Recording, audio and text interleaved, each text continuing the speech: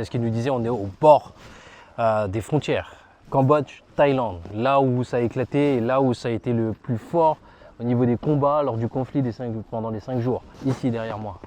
Bon, on est sur la 8e opération les amis, comme vous pouvez voir ici aujourd'hui, on est en livraison de tout ce qui est alimentaire, 2 tonnes de légumes, de viande séchée, poissons séchés, etc. Et là on a tous les enfants avec qui j'ai échangé avec eux, je leur ai dit, j'étais pas content parce qu'il y en a, ils ont arrêté d'aller à l'école. Comme on prépare un événement, je leur ai dit, je vous ferai plus de cadeaux. Et là aussi on va nous approcher des frontières aujourd'hui. Ça va être quelque chose de spécial, on va y aller avec un vice-gouverneur normalement qui nous emmène, donc à suivre.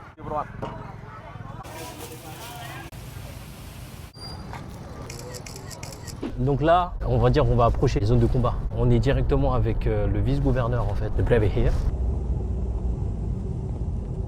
Ce qui se passe c'est un peu tendu parce que depuis tout à l'heure on voit plein de familles qui retournent de l'autre sens en fait. Et l'autre sens, c'est le sens des camps.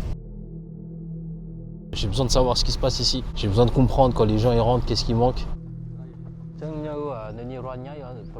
C'est la maison des villageois, hein. La réalité du terrain, c'est ce qui se passe pour de vrai. C'est pour ça que les déplacés là sont dans des camps.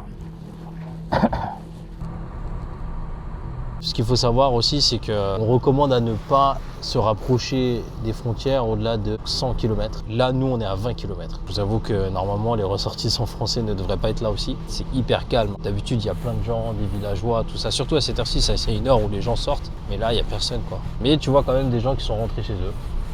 T'as une personne de la famille qui est restée en général.